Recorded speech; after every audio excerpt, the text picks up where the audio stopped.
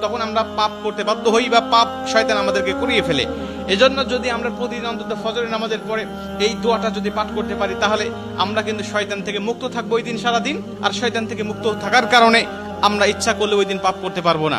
নবীজি এই দোয়াটা শিখিয়েছেন, আউযু বিল্লাহিল আযীম, আউযু বিল্লাহিল আযীম ওয়া বিওয়াজহিল কারীম ওয়া সুলতানিহিল কাদীম মিনাশ শাইতানির রাজীম। আমি আবারও দোয়াটা পাঠ করছি, যারা লিখে নিতে পারেন লিখে নেবেন, এবং প্রয়োজনে এটা ভিডিও আকারে যেহেতু এটা পাবলিশড হবে, আপনারা যারা ফেসবুকে দেখবেন আপনারা অবশ্যই এটা শেয়ার করে রেখে দিবেন টাইম লাইনে। প্রয়োজনে বারবার শুনে শুনে আপনি এটা মুখস্থ করে নেবেন। দোয়াটি হচ্ছে আউযু বিল্লাহিল আযীম ওয়া বিওয়াজহিল কারীম ওয়া সুলতানিহিল কাদীম মিনাশ শাইতানির রাজীম। এই দোয়াটা আপনি মুখস্থ করে নেবেন। আর এই দোয়াটা পড়ার কারণে কিন্তু শয়তান থেকে আপনি মুক্ত থাকবেন। আর শয়তান যেহেতু আমাদের প্রকাশ্য শত্রু, এই শয়তান কিন্তু আমাদেরকে জাহান্নামে নেওয়ার জন্য, জান্নাত থেকে আমাদেরকে বিরত রাখার জন্য বারবার চেষ্টা করছে। আমাদের সামনে থেকে, পিছন থেকে, ডানে থেকে, বামে থেকে, সব জায়গা দিয়ে কিন্তু শয়তান আমাদেরকে ধোঁকা দেওয়ার জন্য সদা ব্যস্ততা। আল্লাহর সাথে সে চ্যালেঞ্জ করে আসছে।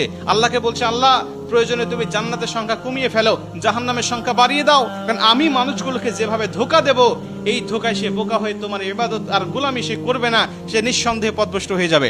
এই জন্য শয়তান থেকে মুক্ত থাকার জন্য আমরা কিন্তু সর্বসময় এই দোয়াটা পাঠ করবো। প্রতিদিন অন্তত একবার এই দোয়াটা আমরা পাঠ করলে আমাদের কাছ থেকে শয়তান মুক্ত হয়ে যাবে, আমরা শয়তান মুক্ত জীবন যাপন করব।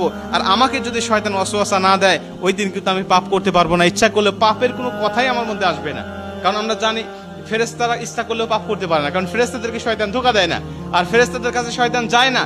তাই তাদের অকর্ম করার মতো বা পাপ করার মতো কোনো ক্ষমতা তাদের নাই। এর জন্য এই দোয়াটা আমরা সবাই মুখস্থ করে নিব এবং প্রতিদিন একবার হলেও পাঠ করবো ইনশাআল্লাহ।